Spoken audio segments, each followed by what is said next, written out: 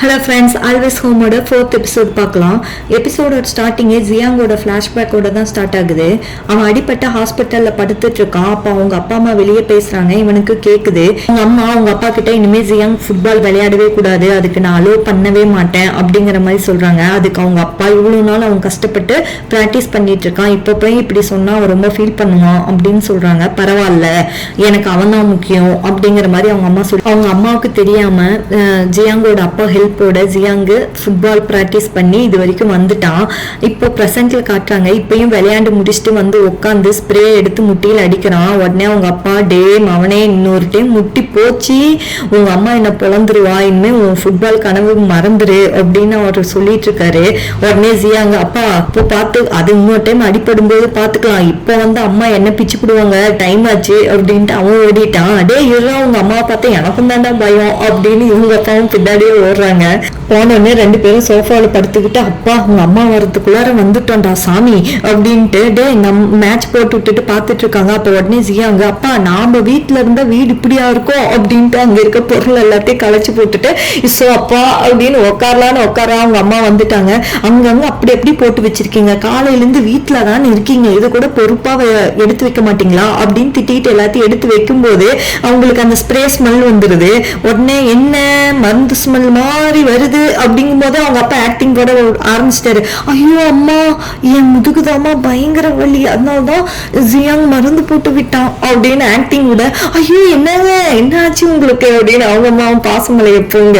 உடனே ஜியாங் கிட்ட திரும்பி அவங்க அம்மா, இங்க பாரு, நீ ஸ்கூல்ல ஸ்போர்ட்ஸ் டேவ்ல கலந்துக்க கூடாது, இதுதான் என்னுடைய முடிவு அப்படின்ட்டு போறாங்க. பின்னாடி அவன் கெஞ்சறான், அம்மா ப்ளீஸ்மா ப்ளீஸ்மா இப்படி மட்டும் சொல்லாதம்மா, என் வாழ்க்கையே போச்சுமா அப்படின்னுகிட்டு பின்னாடி போறான். நான் படிப்புலதான் பெரும் தண்டச்சோரா இருக்கேன், எங்க கிளாஸுக்கு அதனால பயங்கரமா மானம் போகுது, அட்லீஸ்ட் இதுலயாவது நான் சாதிச்சு காட்டணுமா, ப்ளீஸ்மா ஹெல்ப் பண்ணுமா அப்படிங்கிறா. நீ தண்டச்சோராவே இருடா, ஒன்னும் பிரச்சனை இல்லை, எனக்கு இதுதான் என் ஃபைனல் முடிவு அப்படின்ட்டு அவங்க அம்மா போயிடுறாங்க. இவங்க ரெண்டு பேரும் பேசுறத நம்ம சென்னு கேட்கிறா அவங்க வீட்டுல இருந்து. உடனே நம்ம ஜியாங்க்கு ஒரு மெசேஜை போட்டுட்டா, நாளைக்கு நான் அந்த ரன்னிங் ரேஸ்ல கலந்துக்கிறேன், நீ ஃபீல் பண்ணாத அப்படின்ட்டு. அதை பார்த்த உடனே அவ்வளவுதான், ஒரே குதிதான், நீதான் என்னுடைய பெஸ்ட் அப்படிங்கிற மாதிரி சிக்னல்லாம் காட்டிட்டு அப்படியே கட் பண்ணா. நெக்ஸ்ட் டே மார்னிங் போனோடனே, நான் உங்க அம்மா கிட்ட ரெசிபி கேட்டு உனக்கு பிடிச்ச உங்க ஊர் ஃபுட்டு செஞ்சிருக்கேன் அப்படின்னு வாங்கிட்டு, இங்க பாரு நான் ரன்னிங் ரேஸ்ல கலந்துருக்கிறது எங்க அம்மாவுக்கு தெரியவே கூடாது, நீ சொல்லாத அப்படிங்கிறா. ஏன் சொல்லக்கூடாதுன்னு அவன் கேட்க, இங்க பாரு எல்லாத்தையும் என்னை பத்தி தெரிஞ்சுக்கணும்னு நீ நினைக்காத, புரியுதா? நீங்க ஜியாங்க சென்னுக்கு பிராக்டிஸ் கொடுக்க ஸ்டார்ட் பண்ணிட்டான். ஆனா பாவம் சென்னு பயபிள்ளையால முடியல, நாக்கு தள்ளுது, அப்பயும் விடாமுயற்சியா ஓடிக்கிட்டே இருக்கான். அதே சமயம் சங்கு அங்கதான் இருக்கான். நம்ம கியூ ஓடி வந்து, இந்த மாதிரி நானும் 800 மீட்டர்ல பார்ட்டிசிபேட் பண்ணியிருக்கேன், நீ எனக்கு ட்ரைனிங் கொடுக்குறியா அப்படின்னு கேட்கறா. இல்ல நான் இதுல அவ்வளவு ப்ரொஃபஷனல்லாம் கிடையாது, நம்ம ஜியாங் தான் பெஸ்ட், நீ அவன்கிட்டயே ட்ரைனிங் எடுத்துக்கோ அப்படின்னு சொல்லிடுறான். அதுக்கு கியூ இல்ல பரவாயில்ல நானே பாத்துக்கிறேன் அப்படின்ட்டு போயிடுறா.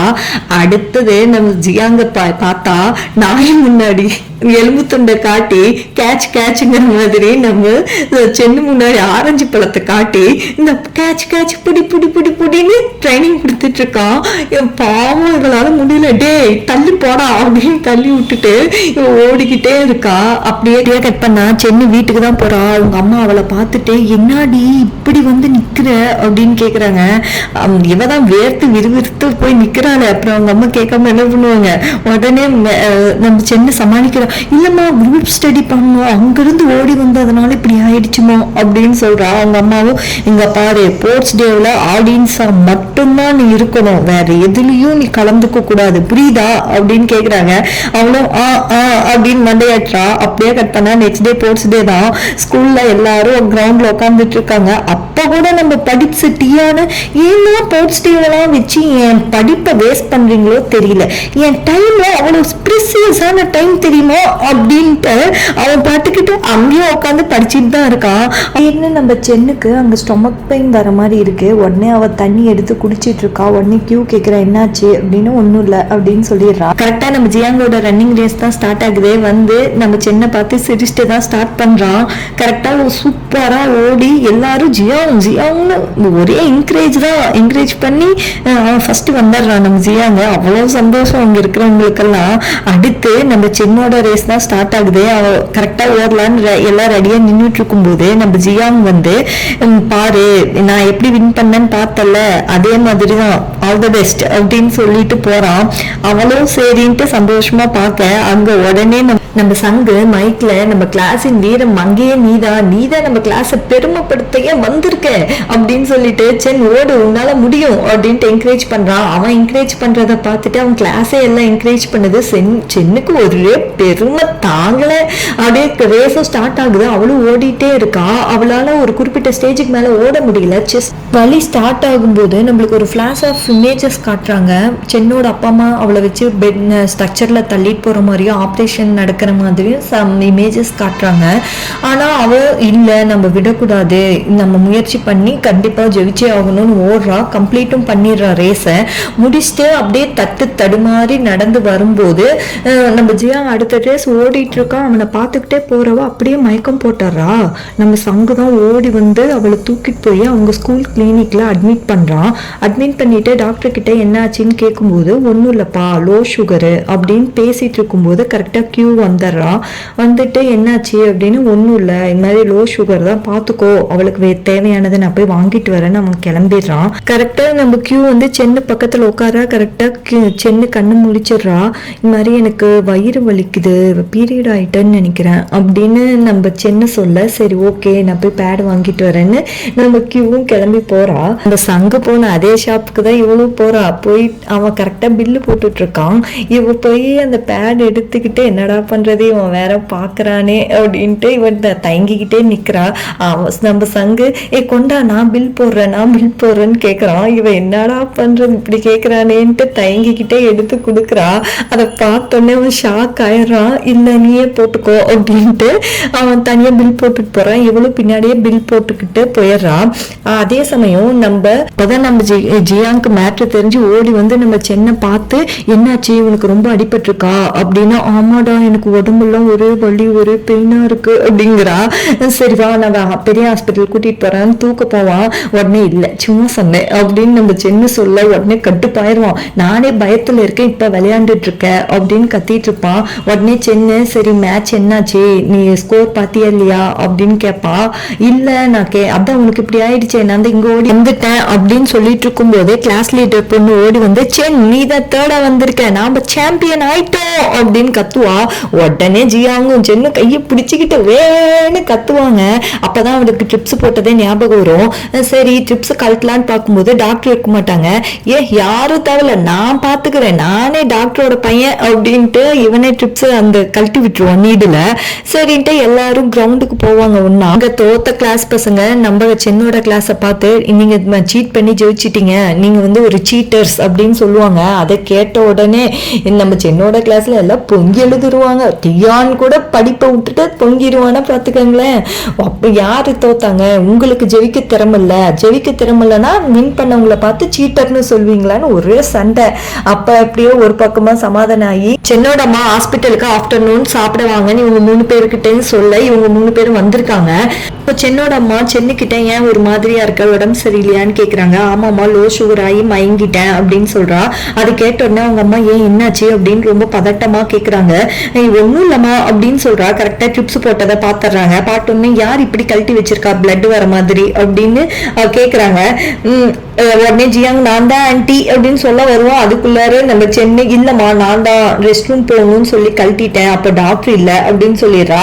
சரி வாமா பசிக்குது அப்படின்னு கூட்டிட்டு போறா. கொஞ்ச தூரம் போயிட்டு சென்னோட அம்மா திரும்பி ஜியாங் நீ எதுலையாவது கலந்துக்கிட்டே இந்த போஸ்டே இல்லை அப்படின்னு கேக்குறாங்க. ஆமாங்க ஆன்டி அப்படிங்கிறான். திருந்தவே மாட்டீங்களாடா பேரண்ட்ஸ் சொல்றதை கேட்கவே கூடாதுன்னு முடிவு பண்ணிட்டீங்களா அப்படின்ட்டே போவாங்க.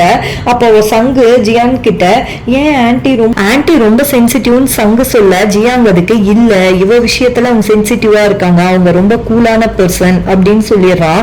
அப்படியே கட் பண்ண தங்க வீட்டுல உட்காந்து டிவி பார்த்துட்டு இருக்கான். அப்போ அவங்க அம்மா உள்ள வரும்போது அம்மா உங்ககிட்ட கொஞ்சம் பேசணும்னு சொல்றான். அவங்க அம்மாவும் என்னன்னு கேக்குறாங்க. இது மாதிரி சென்னுக்கு ஆல்ரெடி உடம்பு சரியில்லாம போயிருக்கான்னு கேக்குறான். ஆமா, சின்ன வயசுல இருக்கும்போது அவளுக்கு கொஞ்சம் உடம்பு சரியில்லாம போயிருக்கு, ஆனா இதை பத்தி அவங்க அம்மா முன்னாடி எதுவும் கேட்காத அப்படின்னு சொல்லிடுறாங்க. ஆனா என்ன விஷயங்கிறது டீட்டெயிலா அவங்க கிட்ட சொல்லல. அடுத்தவன் அம்மா நீடில் எப்படி கழட்டுறது அப்படின்னு கேக்குறான். ஏன் திடீர்னு அப்படின்னு கேக்குறாங்க. இல்ல சும்மா தெரிஞ்சுக்கலான்னு அப்படின்னு சொல்லிடுறான். அவங்களும் எப்படிதான் பிடிச்சி கழட்டணும்னு சொல்லி தராங்க. அப்போ அவங்க சொல்றாங்க, நீ என்ன வேணா ஆகு, அதை பத்தி எனக்கு கவலை இல்லை, ஆனா டாக்டரா மட்டும் ஆயிடாத, உங்க ஃபேமிலி கூட டைம் ஸ்பெண்ட் பண்ண முடியாது, எப்பயுமே டெஸ்ட் சர்ஜரி எக்ஸாம்னே போயிடும், நீ வந்து உன் ஃபேமிலியோட நீ சந்தோஷமா இருக்கணும், எல்லா வேலையும் கஷ்டம்தான், ஆனா டைமுக்கு வீட்டுக்கு வர மாதிரி ஒரு வேலைக்கு போ அப்படின்னு சொல்றாங்க. ஆனா ஜியாங் சாரிமா அப்படிங்கிறான். பரவாயில்ல அப்படின்னு சொல்லிடுறாங்க. அடுத்து நம்ம சென்னு தான் குளிச்சுட்டு வந்து சிஸ்டமா பாக்குறா. சிஸ்டம்ல அவங்க ஃப்ரெண்ட்ஸ் எல்லாம் வின் பண்ணதுக்கு கங்க்ராட்ஸ் மெசேஜ் போட்டிருக்காங்க. பார்த்துட்டு இருக்கும்போது பட்டுன்னு சவுண்ட் வருது. என்னன்னு போய் பார்த்தா நம்ம ஜியாங் தான் கல்ல தூக்கி போட்டு இப்ப எப்படி இருக்கு உடம்புக்குன்னு கேக்குறான். நல்லா இருக்கேன் அப்படின்னு சொல்றா. சரி போய் தூங்கு சீக்கிரமா அப்படின்னு சொல்றான். இவ்வளவு பாய் சொல்லிட்டு போயிடுறா.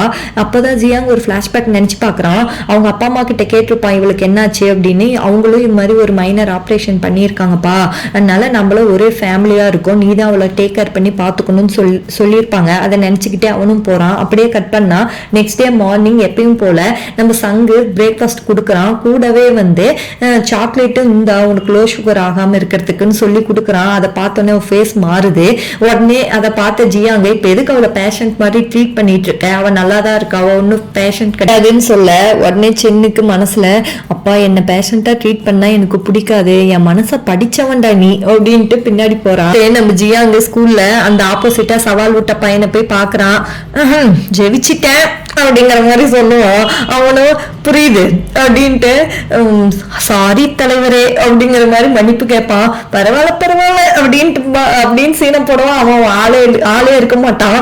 இப்படிதான் அசிங்கப்படுறதாடா அப்படின்ட்டு இவனும் போவான். அடுத்த கிளாஸ் ரூம்ல அவங்க சாரு இந்த மாதிரி புக் கிராசிங் ஈவெண்ட் நடக்க போகுது, எல்லாத்தோட ஃபேவரட் புக்கையும் கொண்டு வந்து லைப்ரரியில வைங்க, அப்படி வைக்கும் போது அந்த புக்ல ஒவ்வொரு மெசேஜ் எழுதி வைங்க, அது வந்து எடுத்து படிக்கிறவங்களுக்கு போய் ரீச் ஆகும் அப்படின்னு சொல்லுவாங்க. அதுக்கு போக அடுத்த சீனு இவங்க 4 பேரும் ஷாப்புக்கு போயிருக்காங்க ஸ்நாக்ஸ் சாப்பிட்றதுக்கு. அப்போ கியூ வந்து சங்கு கிட்ட கேட்கிறா உங்களுடைய ஃபேவரட் புக் இது அப்படின்னு பர்டிகுலரா எதுவும் இல்லை அப்படின்னு அவன் சொல்லிடுறான். உடனே ஜியாங்க நானும் புக் எல்லாம் படிப்பேன்பா, எனக்கும் நிறைய ஃபேவரட் புக் எல்லாம் இருக்கு அப்படின்னு சொல்ல வருவான். நம்ம கியூ வந்து சீ அப்படிங்கிற மாதிரி ஒரு லுக் விட்டுட்டு இருப்பா. உடனே சென்னு டே நீ படிக்கவே புக்க தொட மாட்டேன், இதெல்லாம் எப்ப படிக்க ஆரம்பிச்ச அப்படின்பா. இவன் ஒரு மாதிரி லுக் விடுவான். உடனே கியூ வா சென் நம்ம போலாம் அப்படின்ட்டு கூட்டிட்டு போயிருவா. உடனே சங்கு ஜியான் கிட்ட எப்படா நீ இது மாதிரி புக்ஸ் எல்லாம் படிக்க ஆரம்பிச்ச அப்படின்னு கேட்பான். அவன் வந்துட்டு திருன்னு முழிப்பான். அப்படியே கட் பண்ணா கியூ வந்து சென்னை அவங்க வீட்டுக்கு தான் கூட்டிட்டு போயிருக்கான். செம பிரம்மாண்டமான வீடு. அதை பார்த்தோன்னே சென்னு வாய பொழக்கிறா. வா சூப்பரா இருக்கு, இவ்வளவு பெரிய வீடு நான் பார்த்ததே இல்லை, கிளாஸா இருக்கு அப்படின்ட்டு போறா. அப்போ புக் கலெக்ஷன்ல காட்டி ஏதாவது ஒரு புக் எடுத்துக்கோ அப்படின்னு சொல்றா. ஆனா சென்னு நீயே செலக்ட் பண்ணி கொடு அப்படின்னு சொல்றா. இல்ல இது வந்து உன்னுடைய புக்கு, நீ வந்து மனசார உனக்கு பிடிச்ச ஃபேவரட் புக்கு நீ எடுத்து மெசேஜ் எழுதி வை, அப்போ சப்போஸ் உன் சோல்மேட்டு கூட மீட் பண்ண சான்ஸ் இருக்கு அப்படின்னு சொல்றா. உடனே சென்னு இதுல எதுவும் எனக்கு வேணாம் அப்படின்னு வீட்டுக்கு போயிடுறா. வீட்டுக்கு போயிட்டு அவ எல்லாத்தையும் தேடுறா, அவகிட்ட இருக்கிற புக்ஸ் எல்லாமே. ஆனா எதுவுமே அவளுக்கு பிடிச்ச மாதிரி இல்ல. உடனே அவங்க அம்மா கிட்ட போய் கேக்குறா. அம்மா அவங்க புக் கலெக்ஷன்ல இருந்து எனக்கு ஒரு புக் வேணும்னு போய் கேக்குறா. அவங்க அம்மா இந்த இது ஆபரேஷன் பண்ற புக், இந்த இது ஹெர்பல் புக், இது அக்குபஞ்சர் புக்னு ஒவ்வொன்றும் மெடிசன் ஓரியன்டா எடுத்து கொடுக்குறாங்க. பார்த்து கட்டுப்பானவ இதெல்லாம் எனக்கு வேணாம், இதெல்லாம் கொண்டு போய் வச்சா யாருமே படிக்க மாட்டாங்க அப்படின்னு சொல்றா. நீங்களாம் கோல்ஸ் இதுதான் இப்ப நான் படிச்சுட்டு இருக்க புக்னு ஒரு புக் எடுத்து கொடுக்குறாங்க. அதை பார்த்தோன்னே சரி ஓகே வாங்கிட்டு போயிட்டு இவளும் படிக்க ஆரம்பிக்கிறா. அதோட இந்த எபிசோடு முடியுது. உங்களுக்கு என்னோட எக்ஸ்பிளனேஷன் பிடிச்சிருந்தா லைக் பண்ணுங்க, ஷேர் பண்ணுங்க, கமெண்ட் பண்ணுங்க, மறக்காம சப்ஸ்கிரைப் பண்ணுங்க. Love you all. Thank you guys.